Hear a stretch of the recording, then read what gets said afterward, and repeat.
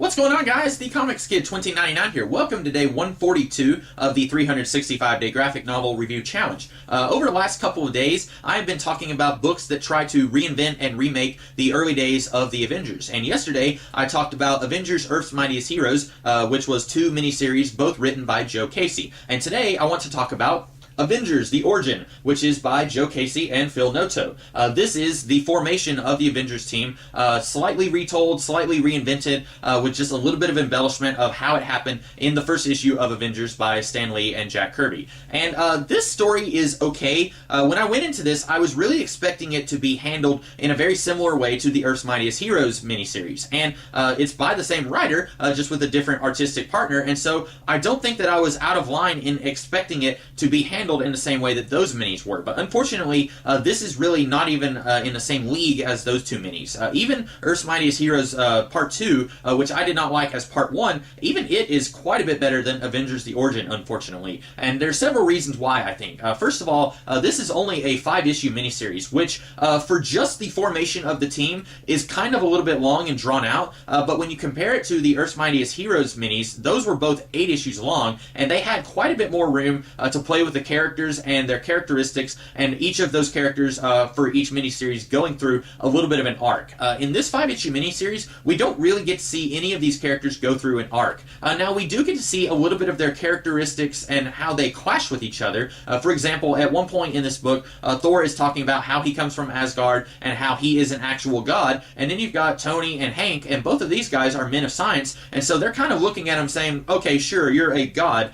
We get to see a little bit of these larger-than-life personalities clashing with each other and trying to work together as a team and failing to do so, and then eventually actually succeeding in doing so. But unfortunately, we don't get to see nearly enough of that because this is only 5 issues long. And at the same time, the actual plot of this, the Avengers going after the Hulk, and then eventually all working together and deciding we want to be a superhero team, all of that is stretched out super thin because originally that all happened in 1 issue, and now it's happening over the span of 5 issues. So I really feel like these guys were in between a rock and a hard place here, where they don't have enough room to actually play with the characters and give them room to kind of have an arc and go through a little bit of a change over the course of this story, but at the same time, they don't really have a whole lot of story to stretch out over 5 issues long.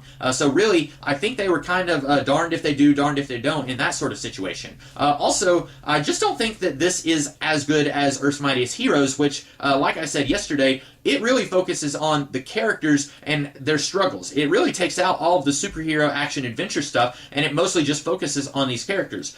This is just a superhero action adventure comic. It's not really about the characters first and foremost. It's about these characters doing superhero action adventure things. When I was reading this, it kind of reminded me of somebody talking about how actors will sometimes take on a movie that they really don't believe in, but they know that it will be financially successful, and then they can get a lot of money from that, and then that will allow them to take on a project that they do believe in. For example, Bryan Cranston, when he did Breaking Bad, that was something that he really believed in, and he really wanted it to succeed, even if it wasn't going to be financially viable. And then it ended up being a huge financial success, and then that money allowed him to go and do other projects that he believed in. But for example, a more recent thing that Bryan Cranston was in, the Power Rangers movie, regardless of how you think of that movie, I'm pretty sure that Bryan Cranston didn't go into that thinking that it was going to be this huge artsy thing that was going to have a purpose and it was going to be about things. I'm pretty sure he just went into that for the money so that he could then do some other projects that he really believed in. I think that this is very similar to that with Joe Casey. I think that at times Joe Casey, he really does have something to say. He's really doing very interesting things in a lot of the works that he does. If you look at, say, his Wildcats run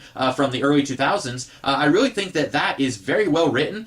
He actually has things to say about superhero comics and about how they're written. And then you look at this, and this is basically just a cash grab because this happened right around the same time that the first Avengers movie came out. And then he said, sure, I'll write that. I can make it kind of fun and interesting. But at the same time, this is not really in the same league as a lot of Joe Casey's other works. You compare this to Earth's Mightiest Heroes written by Joe Casey, and it is not the same caliber of writing. Unfortunately, this really just feels like a big smash and grab. We're just going to do a fun little superhero adventure story, and then we're going to take our paycheck, and then we're going to go and do something that's actually kind of decent recently written. Unfortunately, this isn't a very good story. Now, it's not bad. I would say that it's marginally better than Avengers Season 1 because this actually has the Avengers characters working together, which Avengers Season 1 didn't really have that, as I talked about a couple of days ago. But I think there are many other Avengers stories out there that are quite a bit better than this one. Unfortunately, this really does feel like they put this out to try and grab a few people who are interested in the Avengers after the first movie came out.